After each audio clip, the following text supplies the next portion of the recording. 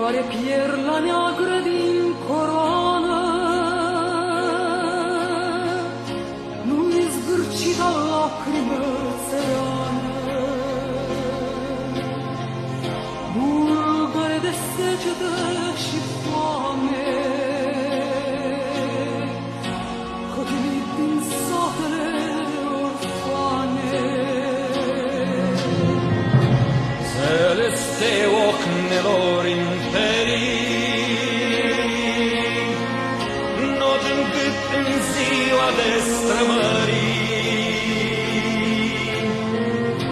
spirii l-au călcat în hăinie,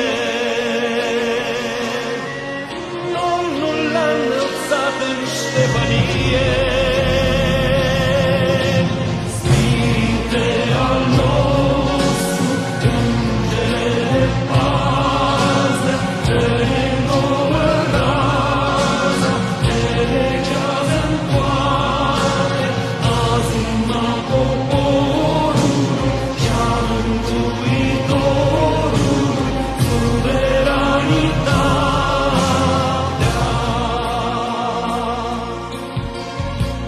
Alte două semne sub coroană